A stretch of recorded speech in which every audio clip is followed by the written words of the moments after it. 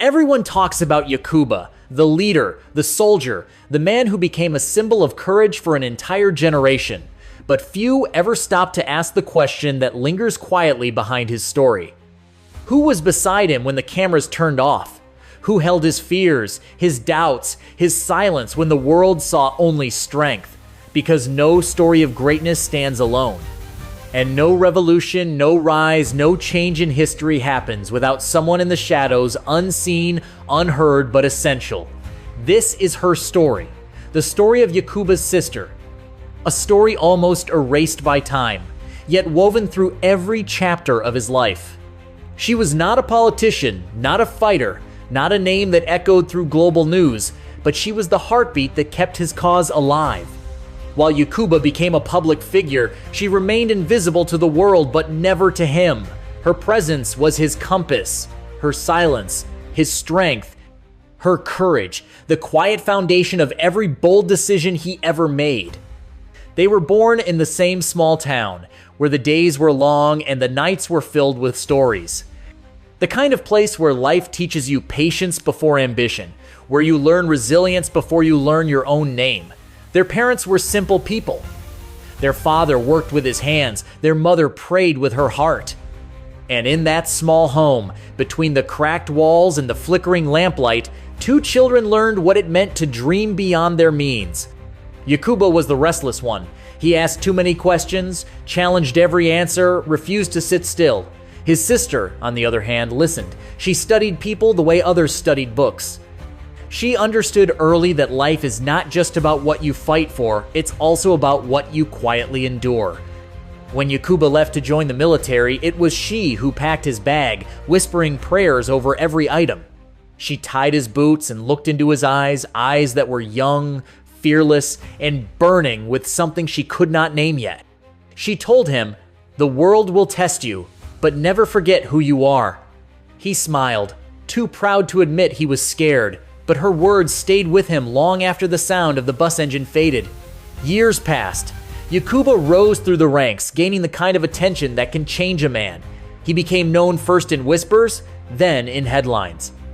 People began to see him as a symbol, a voice for a nation struggling to stand tall again. But with every step he took forward, she stayed where she was grounding him. When praise made him proud, she reminded him of humility. When criticism made him bitter, she reminded him of patience. There were nights when he called her from distant posts, when the line was weak and his voice barely carried through the static. He would tell her about the things he couldn't tell anyone else, about the weight of leadership, about betrayal, about the loneliness that came with responsibility. And every time, she listened. She didn't tell him what to do. She didn't try to fix it. She simply reminded him that even the strongest trees need roots deep enough to survive the storm. She was his roots. But her life was not defined by him. In the small corners of their homeland, she built her own legacy, one that the world never saw. While her brother was building a nation, she was building people. She worked quietly in villages, teaching children to read, helping women learn skills that would keep their families fed. She never sought recognition. Her satisfaction came from the smiles of those she helped, the small victories that never made it to the news. Still, the world saw her only as Yacouba's sister. The shadow of his fame followed her everywhere, in markets, in schools, in conversations that were never about her. "You are his sister," they would say. She would nod and smile, but deep down she longed to be seen for herself, not as someone's relative, but as a woman who carried her own light. It was a struggle, few understood. To live beside greatness is to risk being forgotten. To love someone who belongs to the world is to accept that your story will always come second. And yet, she never complained. She understood something most people never do, that greatness does not belong to one person. It belongs to those who make sacrifices in silence. Every time Yacouba stood before a crowd, delivering words that stirred hearts, she was somewhere in the background, making sure his parents were cared for, that his home was kept safe, that his conscience remained clear. When Yacouba's rise to power came, it came not without enemies. His ideas, his defiance, his boldness, they threatened many. There were attempts to silence him, to break him, to make him bow. And when those moments came, when he stood on the edge of doubt, it was her voice that steadied him. A leader, she told him once, is not the one who never fears, but the one who keeps walking despite it. He never forgot those words. But her life was not without suffering. There were times when her name was dragged into rumors, when her family was targeted because of his position. She endured whispers, judgment, isolation, all without response, because she knew that to answer would be to feed the fire. Instead, she stayed silent, her dignity becoming her defense. It was her quietness that spoke loudest. When Yacouba's government began to face its hardest trials, when conspiracies and betrayal surrounded him, she became his moral compass. Late at night, when decisions weighed heavy on him, he would visit her. He would sit in the same kitchen where they once shared childhood meals, the air thick with memory, and she would pour tea, not say a word until he did. He once told her, "They see my courage, but they don't see my fear." She smiled softly and replied, "Then let your courage be for them, and your fear be for Allah." It was her way of reminding him that even the strongest leaders must bow to something greater than themselves. She was his balance, the calm to his fire, the reason to his rage. When he was accused of arrogance, she reminded him of humility. When he doubted himself, she reminded him of faith. When he thought of giving up, she reminded him that leaders do not quit when the road gets rough. They simply walk slower with heavier steps. As years went by, she found her own calling working in small initiatives across rural communities. Her work was quiet but powerful. She built schools where there were none, organized local women into cooperatives, and became a voice for those who had no one to speak for them. When asked why she did it, she would simply say, "Because someone must." She never used her brother's name for power. In fact, she avoided it. She wanted her work to speak for itself. There were times when journalists tried to find her, to ask for interviews, to turn her into a story, but she always declined. "My story," she said once, "is not for fame, it's for faith." And yet, those who knew her, those who worked beside her, understood her importance. They said she carried herself with a kind of quiet authority, a warmth that drew people in, and a strength that didn't need to shout. Children adored her, women trusted her, men respected her. She was not a leader in title, but in spirit. Yacouba often spoke about her, though rarely in public. In private, he would say, if people knew what she has done for this country, they would call her the real hero. But she would never let him. She told him, "You are the face, I am the foundation. Faces fade, but foundations remain." There came a time when she fell ill quietly, without telling anyone at first. She did not want to distract her brother from his duties. But word reached him eventually, and he came not as a president, not as a commander, but as a brother. He sat by her bedside, the same way she had sat by him years before when he was wounded during his service. They talked for hours about life, about God, about how the world changes, and yet some things, love, faith, duty, remain the same. She told him, "Yacouba, when you stand before crowds, remember that you are not speaking for yourself. You are speaking for every mother who lost a son, every child who goes hungry, every farmer who still believes that tomorrow will be better." He nodded, his eyes heavy with tears. She smiled faintly. "And when they cheer your name," she added, "remember that names fade, but the truth you stand for that lasts forever." She recovered from that illness, but her health was never the same. Still, she refused to rest. She said, "If I still have a voice, I still have a purpose." And so she continued visiting villages, helping the poor, teaching children that the smallest hands can still build the biggest dreams. Her story, for a long time, remained buried under the shadow of her brother's fame.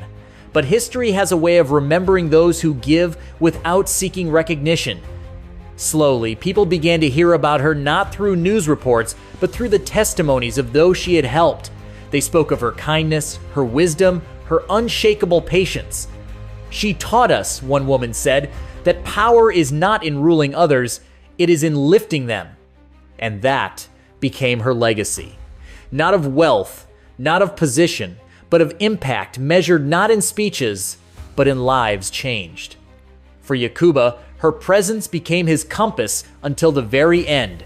Whenever he felt the weight of the world on his shoulders, he would think of her words. Whenever he doubted his path, he would remember her courage. He once said to a close aide, "She fights with no soldiers, wins battles with no weapons, and conquers hearts with no army. If every man had a sister like mine, the world would have no wars." Time, as always, moved forward. The years brought both progress and pain, but the bond between them, the shared sense of duty, the love rooted in sacrifice, never faded. She continued to live quietly, teaching the next generation the value she believed in: dignity, compassion, and the strength to do good even when no one is watching. Sometimes, people would ask her if she ever felt overshadowed by her brother's fame. She would smile and say, "A tree does not envy the fruit it bears." To her, his success was not her burden, it was her blessing. And so, while the world looked to Yacouba for leadership, she remained the invisible thread, holding everything together. She was the keeper of his humanity, the one who reminded him that the purpose of power is not to dominate, but to serve. When she walked through the streets, people greeted her with respect, not the kind given to politicians, but the kind given to those who have quietly earned it. Children ran to her, calling her auntie, women hugged her as if she were family, and elders blessed her in gratitude. She had become something rare, a symbol of humility in an age of pride. And yet, she never saw herself that way. She saw herself as ordinary. She would often say, "The world does not need more heroes. It needs more hearts that care." When the years caught up to her and her steps became slower, she would sit outside her small home in the evenings, watching the sunset. Neighbors would pass by, greet her, sometimes ask for advice. She listened to their worries the way she always had, with patience and compassion. And sometimes, when she was alone, she would smile quietly to herself, knowing that even if history forgot her name, it could never erase her impact.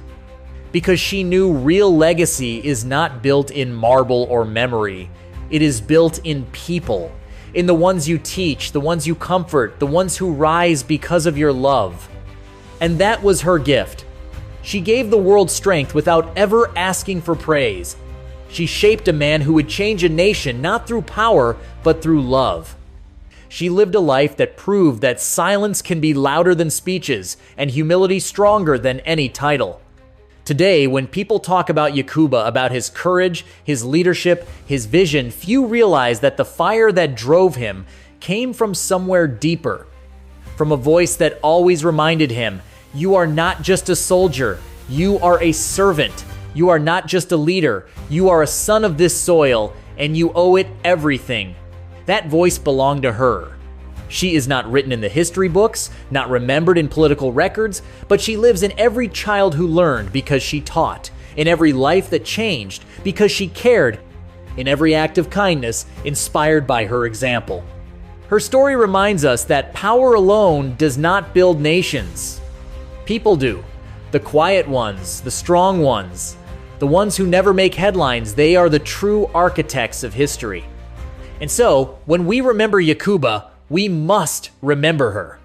Because behind every revolution is a heartbeat, behind every hero is a hand that held them steady, and behind every great man is often a sister who refused to let him fall.